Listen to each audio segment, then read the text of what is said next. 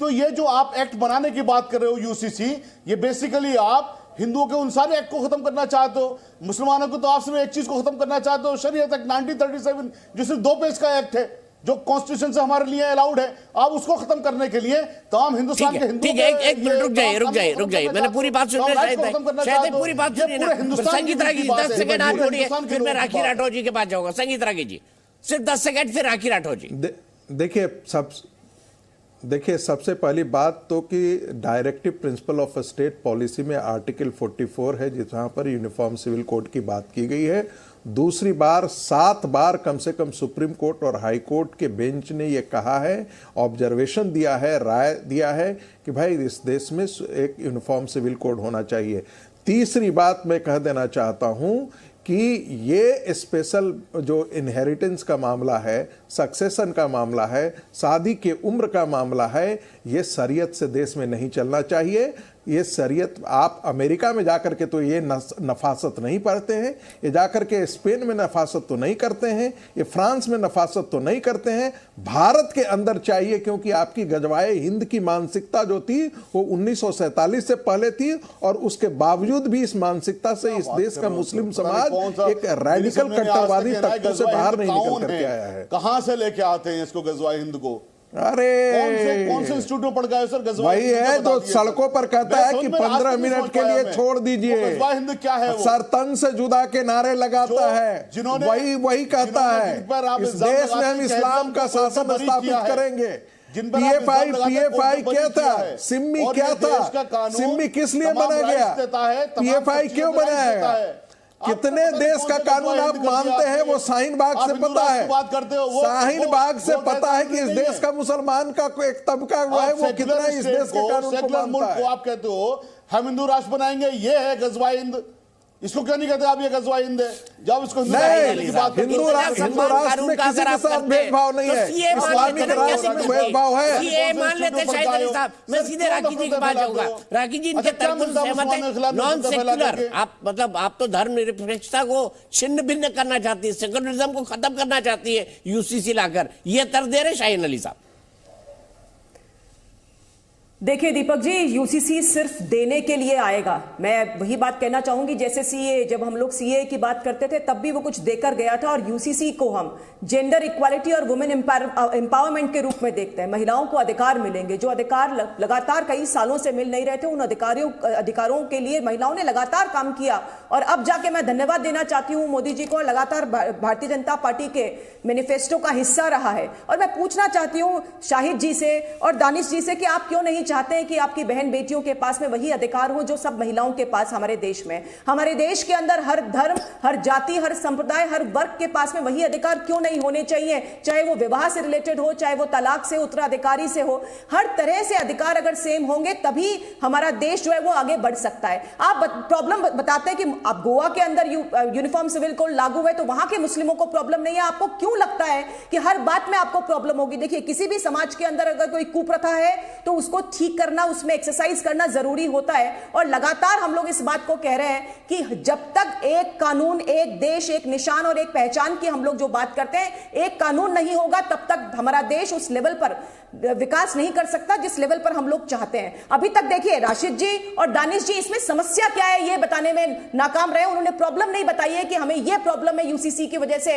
और महिलाओं को अगर अधिकार मिलते हैं, महिलाएं अगर आगे बढ़ती हैं तो वो देखिए कि पूरे देश के लिए अच्छा होगा। मैं तो चाहूंगी, हर चीज के लिए आप लोग विरोध करते हैं, जब भी देश में कुछ अच्छा होता है आपको विरोध करना होता है, लेकिन इसको मत कीजिए क्योंकि ये देश के लिए हित में हो रहा है। जब यूनिफॉर्म सिविल कोड होगा, आप भी बताइए दीपक जी, मुस्लिम कंट्रीज बहुत सारी हैं जहां पर कि यूनिफॉर्म सिविल कोड है, चाहे वो सूडान हो, तुर्की हो, पाकिस्तान हो, बांग्लादेश हो, इजिप्ट हो, यहां पर यूनिफॉर्म सिविल कोड लगता है। तो हमारे देश में कहां प्रॉब्लम है? कॉन्स्टिट्यूशन की भावना हो, चाहे गांधी जी से लेकर के अंबेडकर जी की मैं बात करूं, चाहे सुप्रीम कोर्ट के बार बार स्टेटमेंट्स की बात करूं, हर एक जगह एक मंशा, एक मकसद है कि यूनिफॉर्म सिविल कोड होना चाहिए। जिस तरह से आपराधिक संहिता है वैसे ही नागरिक संहिता भी हमारे देश में लागू होनी चाहिए। और समस्या बताइए, समस्या पे डिस्कस कीजिए। 22nd लॉ कमीशन के माध्यम से सजेशंस अभी भी सेंट्रल गवर्नमेंट मांग रही है। आपकी जो प्रॉब्लम है वहां बताइए, और अगर कोई प्रॉब्लम वाजिब होगी तो उसको भी एड्रेस किया जाएगा। लेकिन आकर के बिना किसी मतलब बेसलेस बात करना मुझे लगता है ठीक नहीं है। राशिद साहब क्या दिक्कत है यूसीसी से बताइए। बहुत बड़ी दिक्कत है मुझसे सर, पूछ रहे हैं? बहुत बड़ी दिक्कत है। आप बता रहे हैं कि भाई बताओ कहां दिक्कत है। दिक्कत यह है कि बीजेपी में कोई मुसलमान नहीं है। आप सीधा अरे सीधा बीजेपी धोखा दे रहे मुसलमान नहीं है तो हैं। यूसीसी का पार्लियामेंट क्या में लेना जितने देना? राज्यसभा है, राशिद शरीफ लोकसभा है, साहब। सुनो यार, अरे सुनिए मेरी जान, पहले सुनिए आप। जो भी है आज जितने भी इलेक्शन हो रहे हैं, कोई मुसलमान को टिकट नहीं देता। आप मुसलमान की शादी से अरे लेके ओवैसी बच्चों साहब के है ना, बारे में आपको देंगे टिकट। मुसलमान के ऐसो बता रहे हैं कि भाई केसीआर हम भी दे हमदर्द देंगे। है। आप हमदर्द है, आप हमदर्द, आप धोखा दे रहे हैं ओवैसी साहब देश से को। टिकट मांगी है आप दानिश भाई देश की को पार्टी। धोखा दे रहे यूसीसी लाके। अरे तो यूसीसी क्यों दिक्कत बीजेपी बता से नहीं टिकट रहे, मिलता? बीजेपी क्या हमारा मुसलमान प्राइम ये नहीं मिनिस्टर बता नहीं रहे, है ये वो? बता रहे हैं, क्या ये हमारा बता रहे हैं कि प्राइम बीजेपी मिनिस्टर मुसलमानों को आप टिकट नहीं दीपक देती। जी बोल अरे रहे हैं। यूसीसी से ये क्या प्राइम दिक्कत है राशिद मिनिस्टर शरीफ हमारा साहब, मुसलमानों समझाइए। का नहीं है, बता दीजिए आप बताइए। अरे ये धोखा है, सीधा सीधा धोखा दे रहे हैं आप ऐसा। हमारे जितने भी है मुसलमानों के मसले मसाइल आज तक आप उठाते नहीं। मुसलमानों को पार्लियामेंट में देख नहीं सकते आप। बच्चियों की बात कर रहे हैं, हमारे हक देने की बात कर रहे हैं। आप देते हैं हमारे को हक, कहां से लाके देते? आज तक दिए कोई हक? मस्जिदों के पीछे, हमारे मदरसों के पीछे, मुसलमानों के पीछे हमेशा गलत ज़हनियत है आप लोगों की। इस वजह से आज हम परेशान इस वजह से है कि भाई आज आदिवासियों को निकाल दिया। सुनिए सर, आप अरे क्यों आदिवासियों को परेशान है निकाल भाई? दिया। मैंने परेशान मत होइए राशिद शरीफ साहब।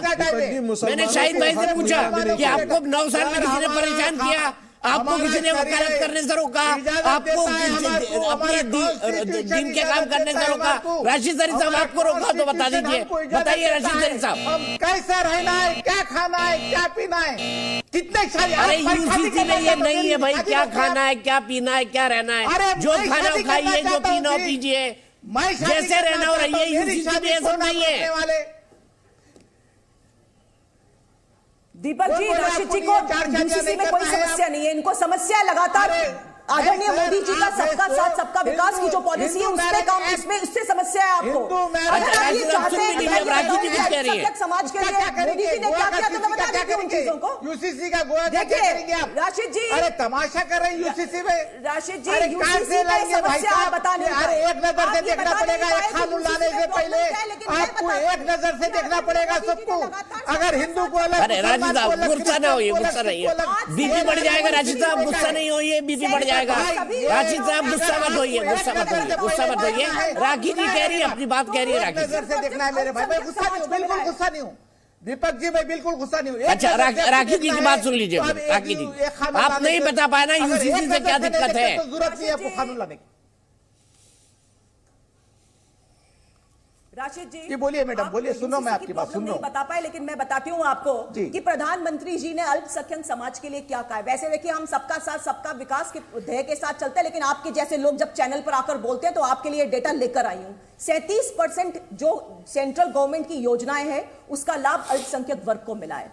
अगर अल्पसंख्यक मंत्रालय के बजट की बात करूं तो 13-14 में 3,000 करोड़ हुआ करता था, आज 5,000 करोड़ है। शिक्षा में 1,000 करोड़ का जो खर्चा था आज 2,000 करोड़ किया। बहुत सारी योजनाएं, चाहे वो गरीब नवाज हो, नई मंजिल हो, सीखो और कमाओ योजनाओं के माध्यम से अल्पसंख्यक समाज को आगे लाने का काम किया है। और आप बताइए कौन सी ऐसी योजना थी जहां पर हम लोगों ने या भारतीय जनता पार्टी ने गवर्नेंस के पॉइंट ऑफ व्यू पर कहीं पर मुस्लिमों के साथ में भेदभाव किया हो।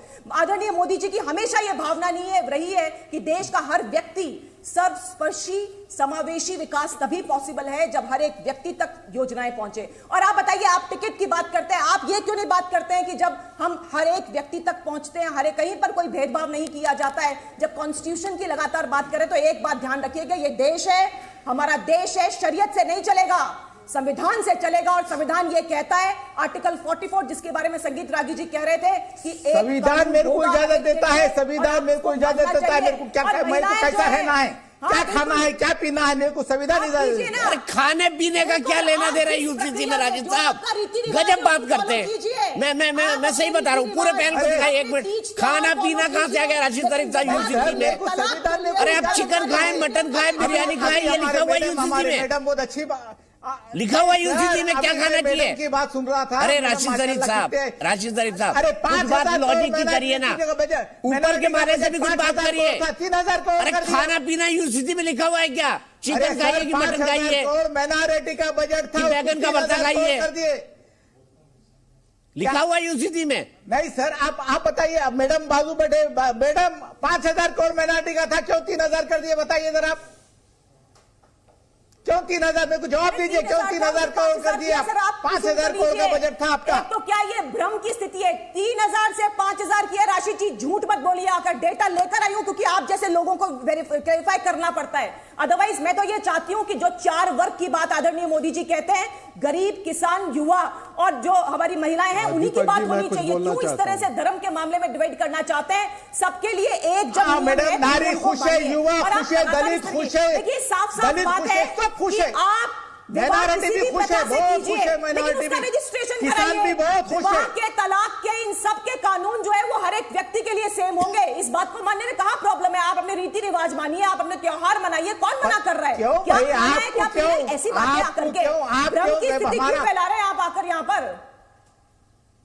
बराशी साहब,